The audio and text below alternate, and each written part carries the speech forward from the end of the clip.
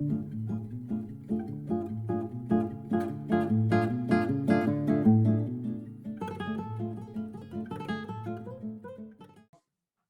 you guys so much for joining me for another Mental Health Monday on 5 Minutes with Sean, maybe 10. Yes, we know these sit downs go much longer than 10 minutes, but that's because they're fun and full of great information. And that is not going to come up short here today. It is going to be incredible. You are going to love this episode because we're going to tailor today to specifically mental health and the car biz. And I think everyone knows how important that is to me. I think it's equally, if not more important, to my guest joining me from the UK. And we thank him for making the time 6 hours later on his end of the day. So really appreciate it. Stephen Whitton. Stephen, how are you, man? Yeah, I'm good. How are you? I'm wonderful. Thank you so much. Your organization, Men Able, is what you and I were talking about pre-show. And that's really what I wanted to bring you on for, man. How long have you been doing what you're doing here with this organization? Well, a really short time, actually. We launched Men Able as a movement in September 2020. We actually registered it as a business in November 2020. And we went out to the industry in February of this year with a sort of membership scheme and an outline of what we could do for the industry.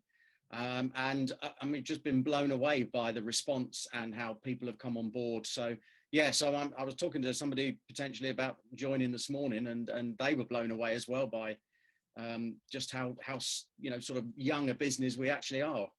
I got to tell you, I'm impressed, man. I heard that, I heard the name via my boy Arthur tagged me on a post that he followed you previous. And so that's how I sort of come in, contact with your name and see what you're doing. So talk to me about, how did you get here? Like, I assume you have, and I could be wrong on this, I assume you have automotive background or to that extent, and then you sort of piece these together. Tell me a little bit more about how you got to the point you are. Yeah, well, I mean, I always jokingly say that, I left school with not enough qualifications to go for the job that I really wanted. So I joined the automotive industry, which seems to be a fairly common thread for a lot of people that join. But that was 35 years ago.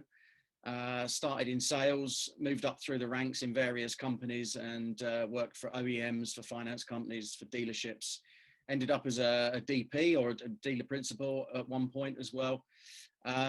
And I've spent a fair bit of time in the sort of training and development field, working alongside dealers in a sort of consultancy capacity as well.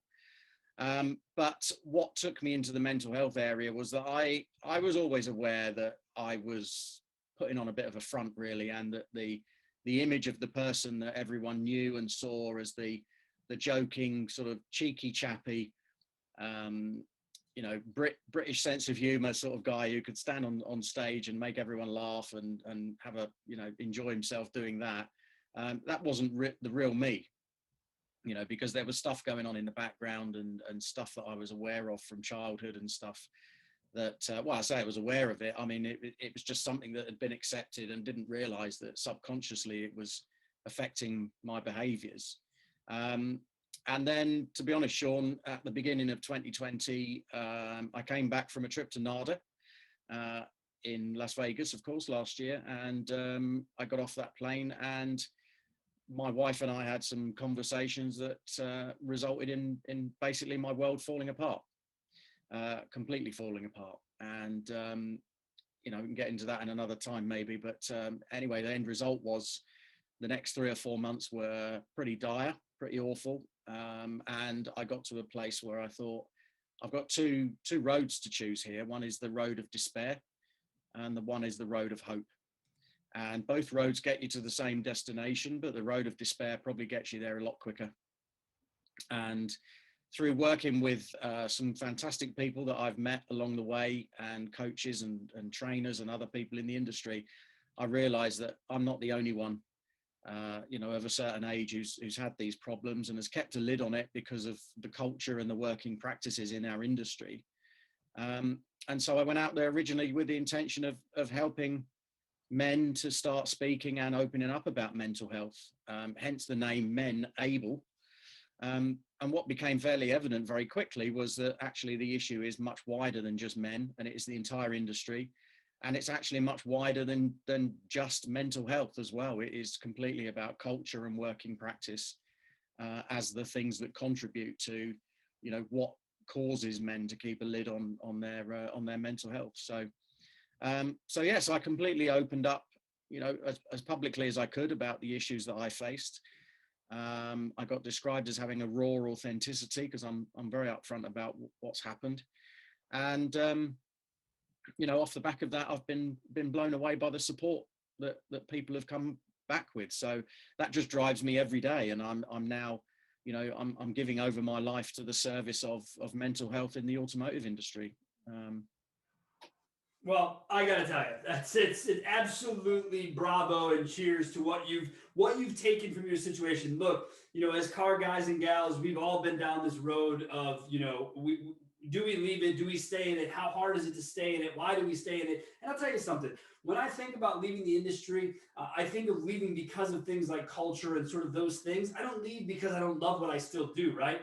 So I got to tell you, to be able to support our industry from that perspective is awesome. And people need to understand it's not just the car business, right? And it's not just men, but men in general. Women are far more open about the discussion of feelings. It's just, these are just facts. I'm not making anything up, not telling you anything you don't know. But men, from that perspective, we owe it to the women in our lives and to women in general to be open, to be honest with it. You talk about the difference of, you know, despair versus hope.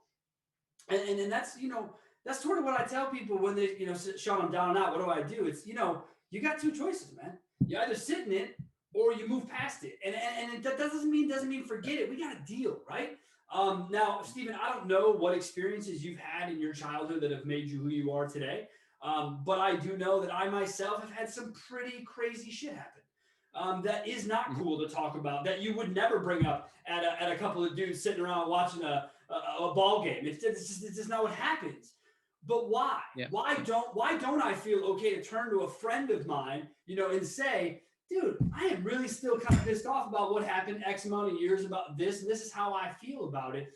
When you bring it up to when you start talking to a room of men, Stephen, how do you start that discussion with them? How do you let these folks know that it is going to be okay, that we can talk about this? Where does that begin for you? Well, I think for me, you know, I make it very, very clear that, I mean, I've got to say, Sean, as well, in the period of leading up to where we are now, you know, just over a year or so, I've done so much reading and research into this that I've virtually done a PhD in it, to be honest. And what I always say to people now in groups or anyone I'm talking to is that what we've done, what society has done, particularly in the West, and this isn't meant to sound political, but what we've done is that we've suppressed the natural femininity within men. You know, there is a feminine side to men, and we've suppressed that. But what we've done conversely is we've over promoted the toxic masculinity. Crazy. And the two have become unbalanced. And you mentioned women there, and you know, I said we started off, you know, focused on men able. It's now become mental health enablement, because the reality is, if we start to address some of those toxic issues that us men create around us, what will happen is we'll also make the automotive industry much more diverse, much more inclusive, and actually become a destination employer for, you know, of choice for a wide range of people, women as well. And, you know, I mean, Russ Mann is our ambassador in the US. I know we were going to mention that a little bit later on as well. And he and I talk about all the time about, you know, how much of the automotive industry is run by middle-aged white guys. You know, well, it's okay. Look, I laugh because it's tough, right? Because I try to be as self-aware and culturally aware as possible of anything going on around me. Whether I agree, disagree, that does not matter to me. I like to be aware. I like to see what's happening. And Russ is one of those guys that is not afraid to say how he feels, that will share a day, good or bad. And I don't think enough people get it. That's as simple as it can be. It's just sharing that feeling. You're talking about kind of striking down the femininity. Before I sold cars, I was in the men's clothing business. I love the men's clothing business. I love good suits. I love the way colors come together. I can see those sort of things from a distance. And people would always confuse me in what I was into, right? So they'd be like, oh, he sells men's clothes. he's clearly a little bit feminine. No, don't. Why? Why? Because I know how to put two blues together with a green. Like that somehow makes me a girl. Like I just, and even if it did, why is that a bad thing? Like, why is it something negative for me to be able to do that? So I'm all about fighting the stigma. But as you said, we have suppressed and then just blown up the side of the muscles, and I call it the machismo of just everybody who has to be the biggest, toughest guy in the room, dude. I do not care, okay, about any of that. You could say that. I would rather hear from you as a person than see your muscles or hear about how many cars you have or any. I just don't care. I want to know about how you're feeling, Stephen.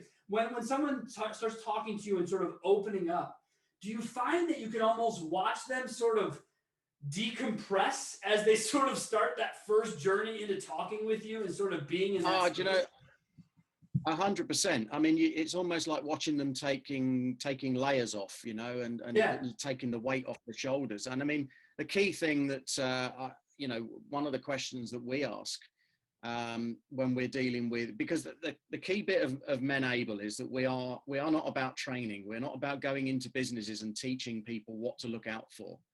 What we do is that we work with CEOs and MDs and owners of businesses to say, this is your responsibility. You know, the culture and working practice in your business is down to you. And this is the stuff that needs to be examined. But on the other side of that, we'll also say to CEOs and presidents, you know, who asks you how you are? And I asked a CEO this the other day. I said, who have you got in your business that literally would put their head round the door and ask you how you are? You know, forget the boss and the hierarchy bit. Who would ask you how you're doing? And he looked at me, looked at the ceiling, and he went, I haven't got anyone who would do that in my business. And I said, there's an indication for you of what needs to change. Because, you need that support. You know, being a CEO, you deserve that support, right? That's the thing. Because you're the CEO. It's funny you said they'll put the hierarchy aside. I think that's a struggle for most people. I think when most people see someone as above them in any way, shape, or form, whether it's in culture, in life, at work, whatever it is, I think they become concerned that they can't voice. Look, we're all humans. We all have similar emotions. And here's the thing: if you did say something to a higher up and they blew you off, then you know that hey, that's probably not for that person, and I'm probably not going to do that again. But don't avoid people because you think they have a higher class than you in whatever position that you're in life. I challenge. I ask the weirdest things to the richest people I know because I don't really care about them as that. I want their opinion as a valued human being in my circle, right? So that's really, really important. So you go to these CEOs and these businesses and you start talking to them about their responsibility. Talk to me about how does that go, Stephen? How is that received on their end? Because again, there has to be a CEO kind of, you know, puffy chest moment, and then you're about to say, yeah, but this needs to change. Tell me about how that goes. Well, I mean, this is the bit that's blown me away, to be honest, because it took a leap of faith on my part. You know, I've got to say, you know, the phrase I use is ballsy, because I became quite, you know, assertive about it early doors. And I said, what Men Able is not about me sending trainers into a dealership or into an automotive business to train people what to look for in mental health, you know, or how to train managers and what to do if somebody has a crisis. That's not what it's about. If we get to that stage, we've left it too long. And so I went out and I did a number of podcasts and video interviews and things. And I had CEOs contacting me saying, actually, you've made a really good point that it is my responsibility. I am at the head of this organization, and it's up to me to create a psychologically safe environment for my people to feel that they can, you know, open up and be honest. And I've got to say, I went out to some leaders, and I did have one leader who said, well, if we show our people that we care too much, they'll take advantage. And my answer was, what does that say about your business? That people need to take advantage. They need to take time off just to get some space. You know, what does that say about the culture in your business? This is why it's your responsibility. Now, if you don't know how to implement that, if you don't know how to make that work, that's what we can help you with.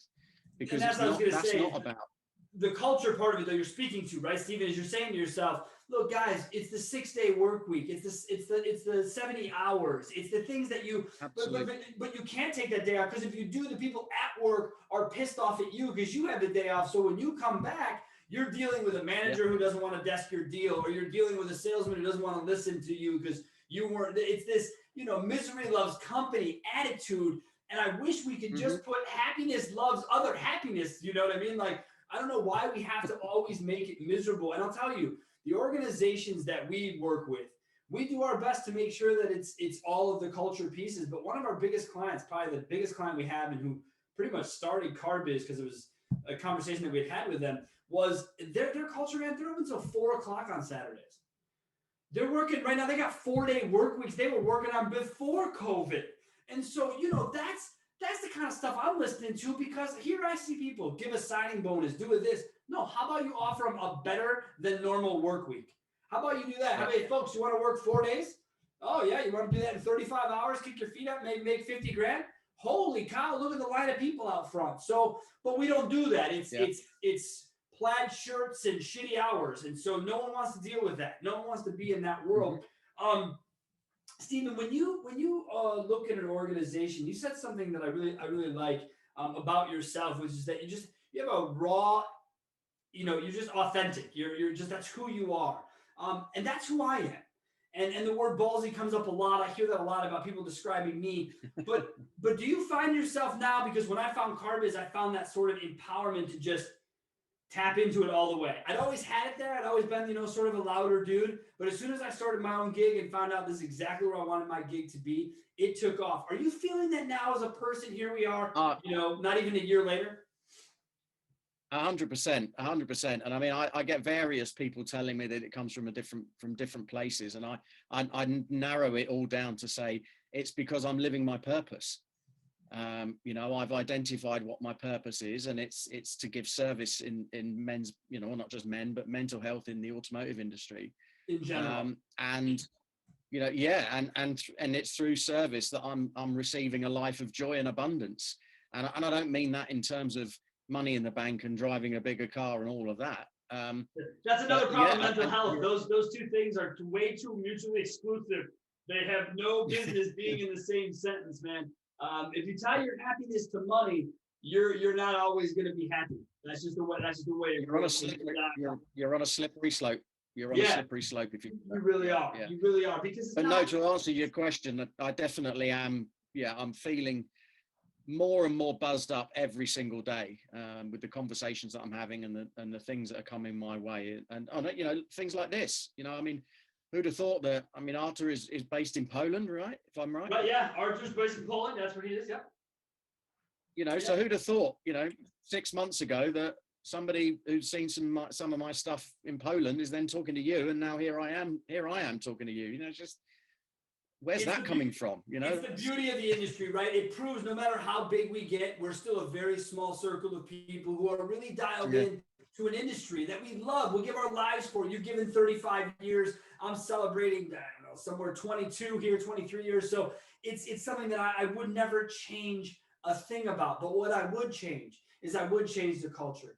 I would change the way people perceive my industry. And that's why I love what you're doing with this practice. I want to go back a little bit, though, because I think it's important we talk about this. You've already mentioned a few times that you right now, Stephen feels like he's living his best life, his most purpose. Do I have that correct before I go to my next statement? Is that right? Yeah, I would say so. Yeah. Okay.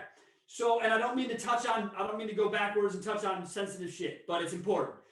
In September of last year, when you got back from NADA, or whatever that was, January of last year, and you had this tough discussion with your wife, and you ended up going off on your own. Here you are, over a year later, and you're living your best life after one of the most traumatic experiences a human can go through. Speak to me about how the hell you got here, from there to here, besides Menable, which is awesome. Talk to me about the personal growth, the personal attention you paid, whatever therapeutic methods you may have taken. Because I'm going to tell you something. My wife and I do that. Cause or not, I'm probably not where you are as quickly as you are. So I got to hear how you did it. Well, I have to say in the beginning, it was talking it through with a lot of trusted people, talking it a lot with lots of people and getting lots of different views. But I have to say, Sean, I created my own 5-step process, which I've shared in videos I can share with you at some point if you want. But the first part of the process is to understand that you are going to go through a bucket of overwhelm. You know, everything is going to land on you from every direction, and it is going to overwhelm you. And it absolutely did. And it was from that I got to a place where I thought, I don't want to be here anymore. And I genuinely was contemplating my exit, because I was overwhelmed. And it was through working with people, you know, talking to friends and people that I trust and people who supported me, that I then really kind of acknowledged where I was. And then I started to list some of the actions that I needed to take. And then I started to live and breathe where I wanted to be, not what I wanted to get rid of. I started to live and breathe where I wanted to be. And very, very quickly, I started to sort of see and hear the results. So as a 5-step process, that spells the word balls, which is how I remember it. And, you know, that's what's worked for me. I got to tell you. So did you, all right, so this is amazing. So did you create the 5-step process sort of as you went along through this, or is it something you'd been working on earlier in your life to sort of deal with other things? Was it born out of this? I'd have to say, I sat down in my garden one day in the sunshine, and I literally sort of listed the four or 5 steps. And I thought, well, to make this memorable and to get it across, it's got to spell a word. It's got to be an acronym, spell a word. And at the time it was aimed at men's mental health. And I thought, well, what's the obvious? What better? And So, I gotta say, when you're outside, you know, beautiful things happen. Little sunshine, little garden. Next thing you know, yeah, boom, you have the clarity to do it. The yeah. overwhelming piece is real. I think anyone who Mm-hmm. goes through, it doesn't have to be tragedy. It can be joy. You can have so many good things happen. You become overwhelmed with joy. It's not just on the negative side. But Stephen, um, you come across to me as someone that's pretty positive, someone that, you know, pretty much, again, I might be seeing the you now, maybe this wasn't the you, you know, previous to this, but you come across positive, you come across as someone who wants to really be there to help. How did you realize that you would hit some sort of a bottom that wasn't that, where you would you don't seem like the person that would contemplate the end game this early, I guess is what I'm saying. And so the fact that you did get there, what was that moment, or where did you sort of notice that, oh shit, this has gotten too far too fast and I need to make a move? I think it was, there was a number of things that happened over a period of time, and you know, that culminating in what I told you had happened when the world fell apart for me. And it made me really stop and reflect. And before I got to the B part of the balls process, there was a massive period of reflection for a few months that really made me stop and think, well, you know, who am I? What have I done? What have I become? And a lot of it was you know, the stuff around the sense that the use of humor, the way that I would project myself as a way of just trying to get people to like me. You know, what was I trying to achieve? Why was I permanently after external validation? You know, why was I constantly trying to get people to give me, you know, validation that what I was doing was right? And it was only really when I got to the point of realizing that stuff that was damaging, you know, that was damaging me, and it's damaged me for many, many years. And it's made me the type of person who would have, you know, I would have sat in a room full of people and someone would say something and I'd crack a joke and immediately kill the conversation. You know, and in an effort to try and be liked and be popular, and actually realizing that I was coming across as an idiot. You know, and that's a real harsh, because I've had people who said, well, you know, you weren't like that at all. And I go, well, that's how it felt. And so going over into this, no, actually, now it's about having empathy. It's about listening. It's about being compassionate. Nothing shocks me. There's nothing now that anyone can say that they do or have done that would surprise me or upset me in any way. And I think the key bit is understanding the industry inside out means that I could sit and listen to anything that anyone says and have an instant kind of empathy with, yeah, I get that. So you're you're a service writer and you're writing to, you're doing all this work and you're working all these hours during the day, and now you're being told you've got to follow this particular process and it doesn't feel right and you're not comfortable with it. Why is that? What's going on? So there was a definite change period. There was a definite sort of flip over, if you like. I can't identify when it was, but at the same time, what I'd ended was started saying, no, I've got to be, what's the phrase they use on airplanes when they say put your own oxygen mask on before you put on? Yeah, right. Is take care of yourself before you help others. It's something my wife says to me all the time, is that I can't continue to push forward and do what I do in the industry if I'm not taking care of my health, my well-being, who I am as a person. You're absolutely right. Yeah. You got to take care of you before you take care of others. Yeah. So what I did was I started, checking in on what I was eating, making sure I was getting regular exercise, being careful about what I drank and what I was, consuming, making sure I sleep properly, making sure I'm rested and relaxed, so that the things that previously were really getting to me and causing me to behave in a certain way that could have been unpleasant, weren't affecting me in that way anymore. Yeah, I don't think people give enough credit to health and wellness being tied to exercise and how you, and I don't care. This isn't a body image thing for me, okay? I don't care about being fat or tiny. It's not it. It's about being healthy. Sometimes being healthier means Correct. A few more pounds, a few less pounds like that. I don't get into that. It's about how do I feel? My dad's 75 years old, and he loves to ask people how old they think he is. It's like a bit of his. He just, how old do you think I am? So everyone will say 60, and he'll, oh, okay, well, you're kind of right, blah, blah, blah, right? But he does that as a way to sort of get away from the fact that he's 75, because I know personally he does not like that. He does not like the fact that he's 75. He sees himself as a 50-year-old. So he cracks that joke so he can just get it out of the way, and then they can be past any sort of discussion. But you mentioned it a few times. We use the jokes. We use the jokes a lot. You know what I mean? To sort of sort of whitewash an idea. Just, ha ha, let's get laughing so we stop talking. And to me, I used to roll with that too. I'd have no problem. Now I find myself circling back. I find myself saying, oh, ha ha ha. Okay, back to what we were talking about, because I want people to engage. I want people to become uncomfortable.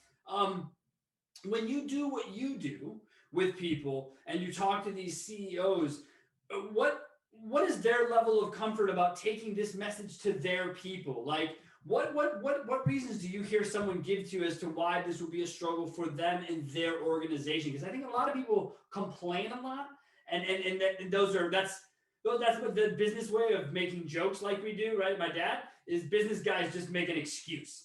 Oh, I can't because of X. What do you hear about why someone can't change or it'll be difficult to change?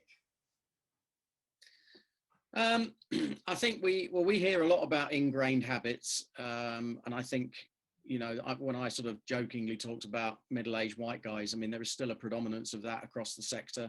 Sure. In every area, and what we're seeing coming through now are more and more younger people. They are more in tune with their mental health. So I think there is an issue to think about. If we have, middle-aged white guys like me recruiting, 20-year-olds into the business, and those guys and girls think differently. They want to know, well, what do you do to look after my well-being? And what we're seeing is that, and when I mentioned about the raw authenticity, is that the leaders that are working with us are very happily, the ones who are very happy to come forward and actually talk about their own vulnerabilities, and to say, look, just because I'm the CEO of this big organization, don't think that I also don't have things going on in my mind that relate back to my childhood, or to relationships, or to where I was 20 years ago, or, having nearly become bankrupt, or been in debt, or had compulsive behaviors, whatever it might be. Yeah. And those leaders that are prepared to come forward and say, actually, I'm just like you, and I'm vulnerable, and I'm a human being as well. They're the ones we're getting the traction with. And they're the ones that are actually then in turn getting traction with their team. And one of our key phrases is that people perform well when they feel good about themselves.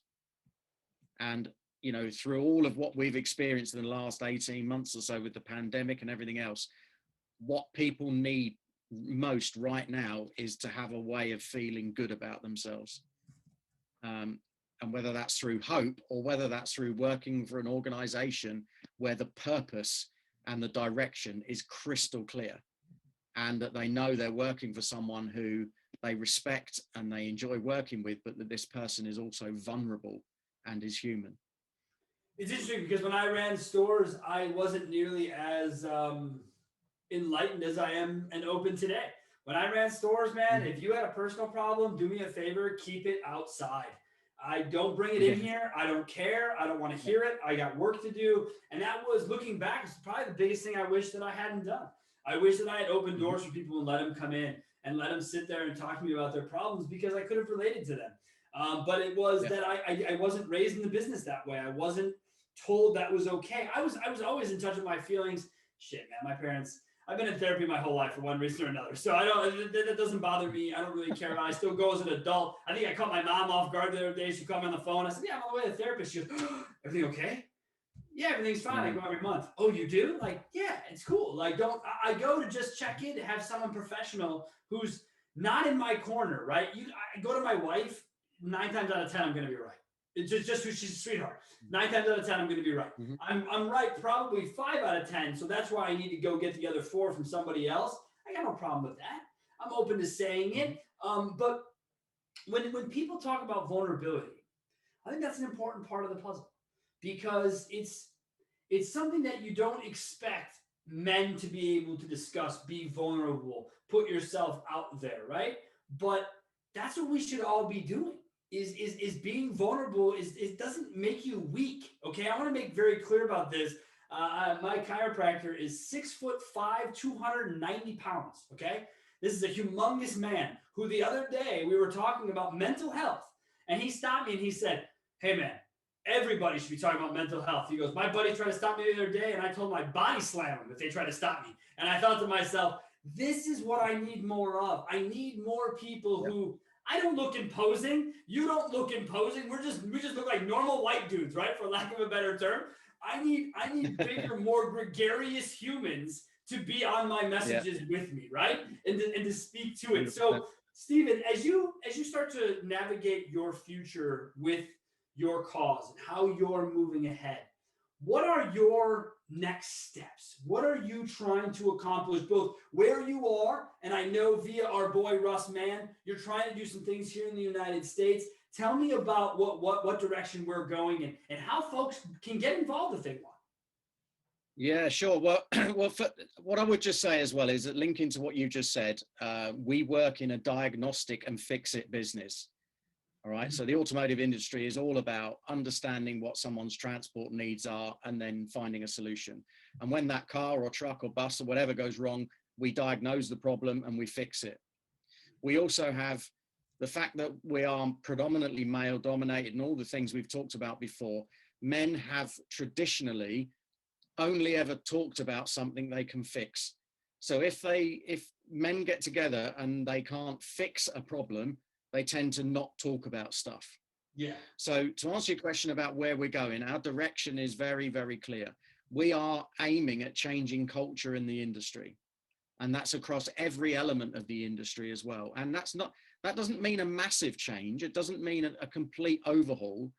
And we're not suggesting that car dealers suddenly become like Google offices with ping pong tables and bean bags everywhere.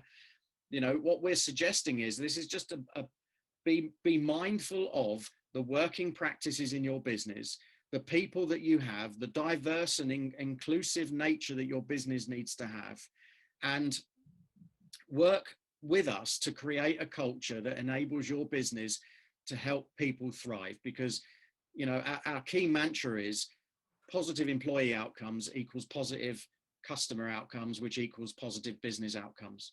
So, you know, the whole thing is totally connected and totally joined up. And we genuinely are on a mission now. I mean, Russ, you know, he's fantastic and he's supported us immensely. He's our lone ambassador for the US. We've got an operation that's rapidly growing in the UK. But in the UK, of course, you know, we're nowhere near the size of you guys. And we just think that there's just an immense opportunity to just get into under the skin of the industry and say, look, we know the industry inside out. We know how it works. Any one of us can walk into a dealer store right now and understand what the problems are in that business. But let's get under the skin of that and say, so what is it about what's going on there that's affecting the mental health, the well-being, and the performance of the individuals in that company? And if people so did more of it, it's Stephen, if people did more of it, they were more mindful. You said that. It's a great line. Be more mindful. It doesn't cost you nothing.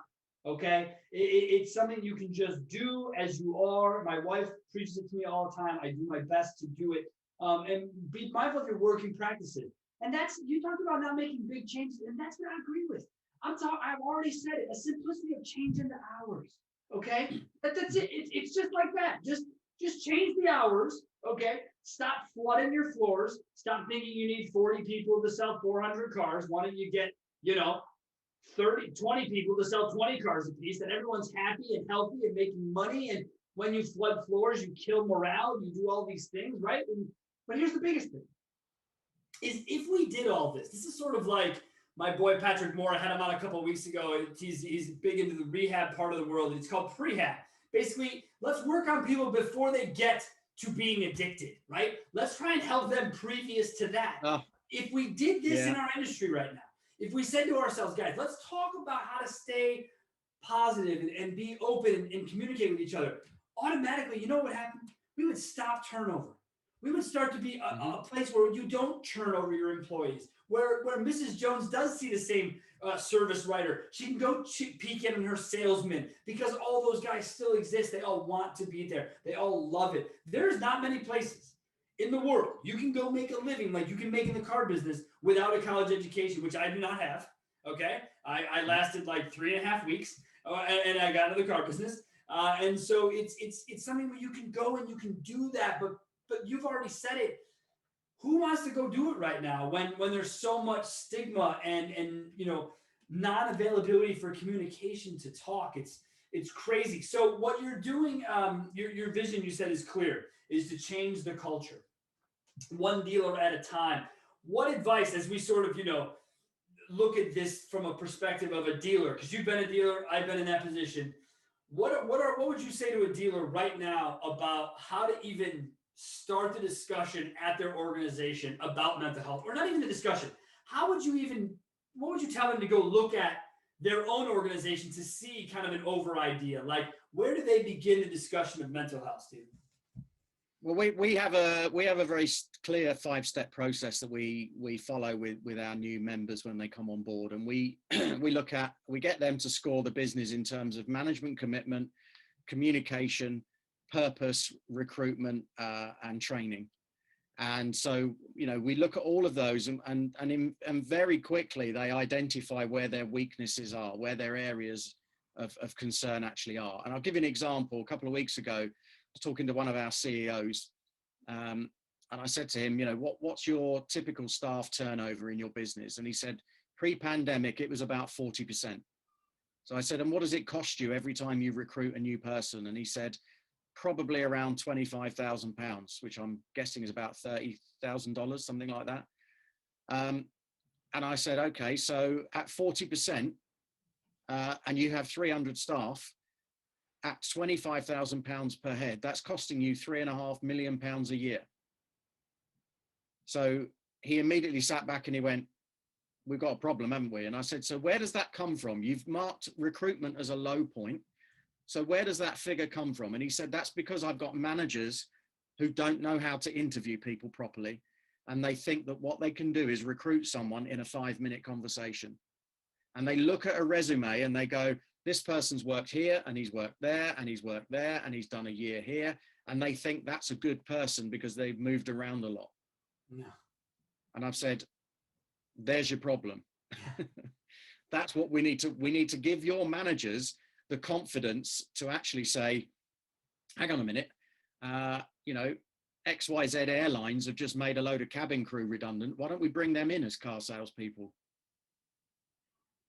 And he went, that's a really good point. And I went, these people are experts in customer service, you know, and they And don't expect to that's earn what this all 50K. comes down to. It all comes down to simplicity, customer service. It's a widget, it's a Yeah, car, it's a this, it's a that. It does not matter. It is about customer yeah, service. And if so you know how to do that, you'll know how to sell a car. You can learn product knowledge. You can do all that. I used to work for a company called the Men's Warehouse here in the US. And the founder used to always say 90% of what you know, only 10% of people actually care about, meaning that they want to talk with you. They don't want to hear about everything you know, how smart you are, what this is, what you don't know. They just want to talk with you. Sure, the other 10% of the world does want to know about that 90, but the majority of people aren't interested in all that you know. They're just interested in talking with you and being a part yeah. of that feeling. When the hiring part of it now, that's interesting, Stephen, when you see that, because I think about the hiring process, and I say no way more than I say yes to hiring. And I don't know if that was ever a good thing or a bad thing, but I was very specific and I tried to limit my turnover. The expense you talked about is the same here in the US. I think last I heard it was like 35 grand.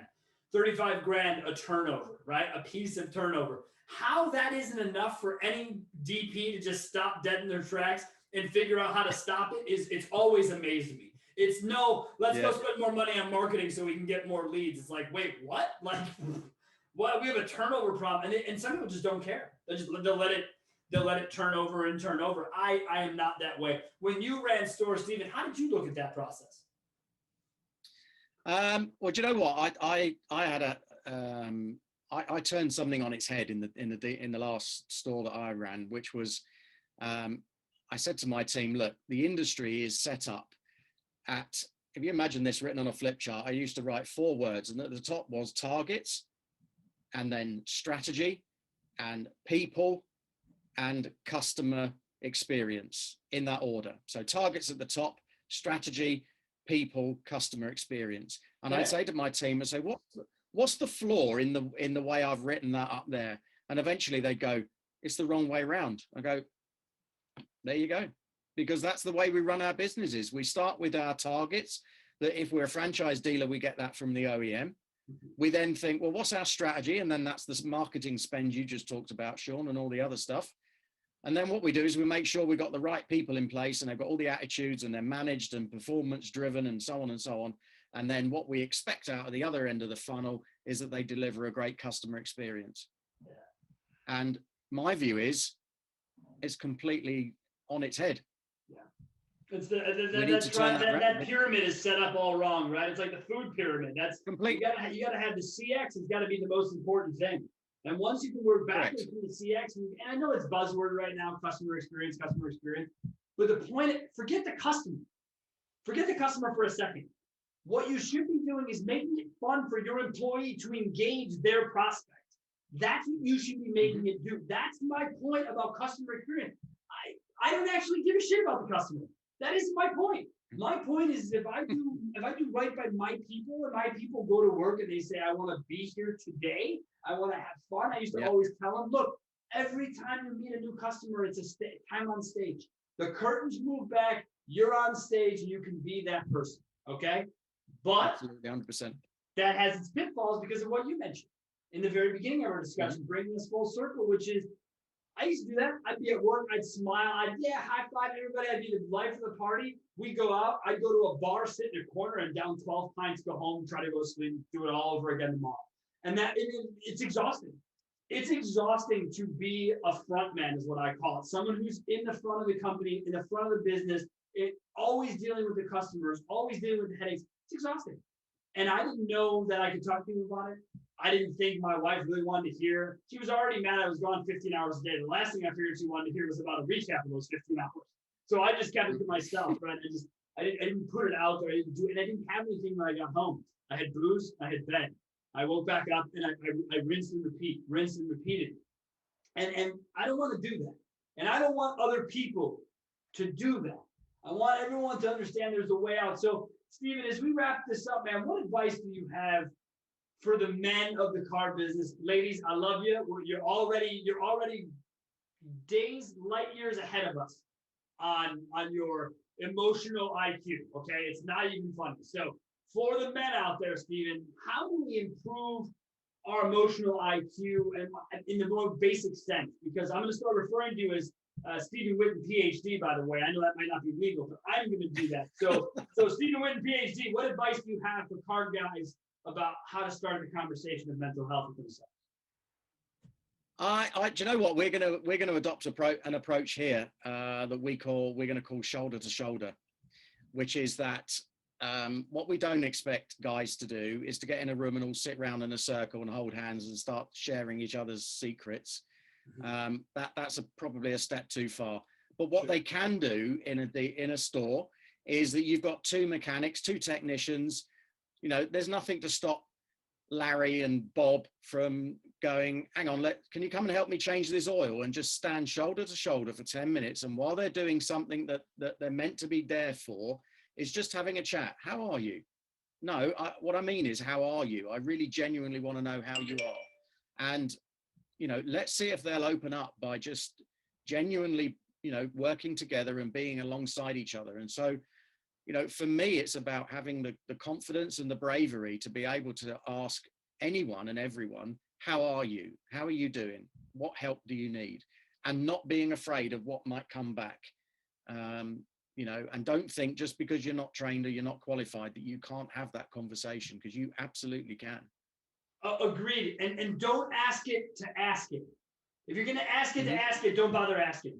You're going to ask it. You need to put on the listening ears, and you need to really listen to the response and engage the response of how someone is doing, because it will change their day. It will change your day. And I'll notice, I've been doing it for a long time. The idea of just asking people. My brother always tells me that I have a rare ability to just peel back the onion of almost any person. I can sit in a room long enough one-on-one with you, I will get you where I need you to be.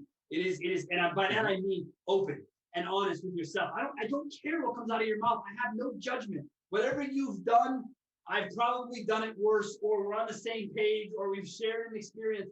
So don't worry about it. So folks, if you're going to ask someone how their day is, how their life is, ask it with purpose and listen to the response. Please listen to the response. It isn't enough to ask.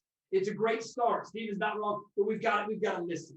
Please engage it. So shoulder to shoulder, that's easy, right? Salesmen can do it. Managers can do it. Almost anybody. You know, I'd love to see guys just walking up next to each other and just saying something, right? Saying hi, saying what's up. Have out for a smoke break. I know you guys are all still doing it. Shoulder to shoulder over a smoke break and ask the question, how are you? Steven, man, this was great. You are awesome. Your story is one that I hope folks really listen to and engage, because it is great. You are a phenomenal individual doing some of the most selfless work, I think is the word I would use. Selfless work in an industry that is going to give you pushback, and you're not getting it yet, and I'm happy for that, but you know it's coming. It's the car business. But as it pushes back, I assume you will do nothing but push forward, man. So thank you so much for being on the show. You are excellent.